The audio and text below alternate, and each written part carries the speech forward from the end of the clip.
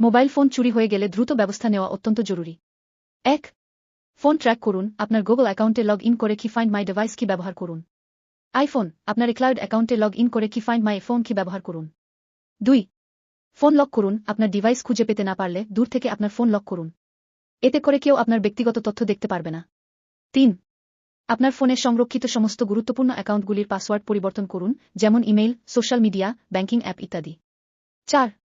সিম card block করুন, আপনার mobile অপারেটরের সাথে যোগাযোগ করে সিম কার্ড ব্লক করুন। 5. আপনার ব্যাংক এবং অন্যান্য ফিনান্সিয়াল প্রতিষ্ঠানকে জানিয়ে দিন যাতে তারা আপনার অ্যাকাউন্ট পর্যবেক্ষণ করতে পারে। 6. স্থানীয় পুলিশ স্টেশনে রিপোর্ট করুন, মোবাইল ফোন চুরি হওয়ার বিষয়ে আপনার স্থানীয় পুলিশ স্টেশনে একটি রিপোর্ট করুন। 7.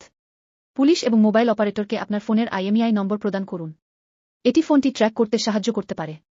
এগুলো মেনে চললে আপনার মোবাইল ফোন চুরি হওয়ার পর আপনার ব্যক্তিগত তথ্য সুরক্ষিত থাকবে এবং ফোনটি ফিরে পাওয়ার সম্ভাবনাও বাড়বে।